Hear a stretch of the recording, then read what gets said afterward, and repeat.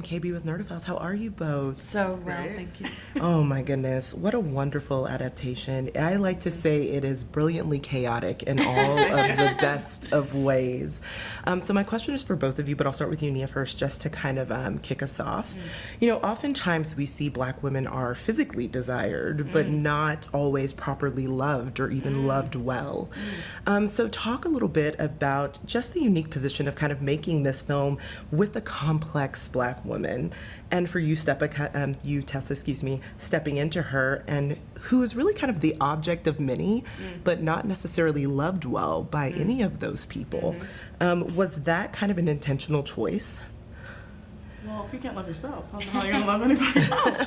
You know, it's sort of a HEDDA thing. It was an intentional choice. But I know so many Black women. We're really not the same, or how there's certain tropes and certain archetypes in media and cinema of Black women that I feel like a lot of people, a lot of actors and directors are now, like over the past few years, have been really breaking in really beautiful ways. Like I think about the work of Janexa Bravo, who I'm just like, yes, please keep. Like she really creates Black women that are really dynamic and interesting. And what Viola Davis is doing in her career, like, and she talks about this too. She's like, I had to do this thing, and now I'm over here with my gun, pew pew, G8. You know, I loved her. That was so fun. Oh, we watched it together. Yeah. But it was really intentional, but it's not like I'm like, my job on this earth is to show Black women in XYZ way.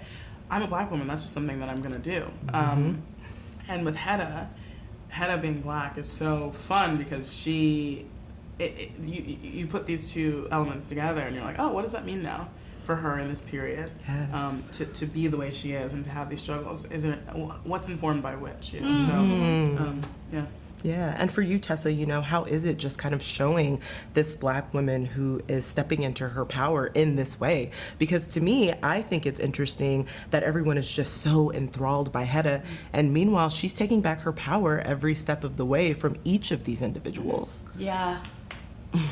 Yeah, I mean, it's an interesting thing. I mean, it's like the thing that they say when you're playing like a king or you're playing someone in a position of power, that you don't actually play the power, it's everyone around you gives it to you. So it's the way that people respond to you when you enter a room that gives you power. So I feel really lucky to have had this cast that helped create a HEDDA that feels like intimidating, and she changes the calculus of the room, but that's them. I'm so helped by their generous performances, really, and that was such a gift. And just down to the dress, I mean, the sheer circumference of the dress, which takes up so much space, and this idea of a woman that is very powerful and has her own sort of danger, but is really hemmed in not just by herself but by the time, and all of those things, I think, create a character that was just such a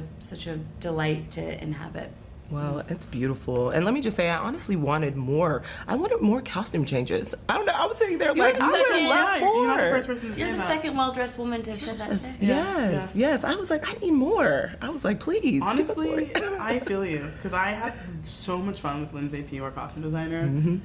Woo, I mean, she came in, I remember we talked all our conversations, and then she came in and she showed me these beautiful sketches, and she was like, HEDDA in the lake, HEDDA in the morning, HEDDA at the party, HEDDA in the lake again.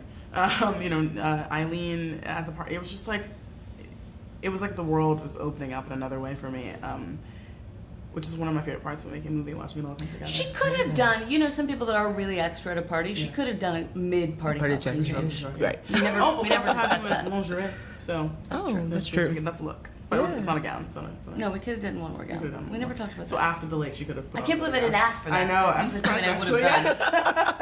Like, throw one more gown in there. That'd be great. Yeah, but listen, it's just such a beautiful adaptation. HEDDA back. Thank you.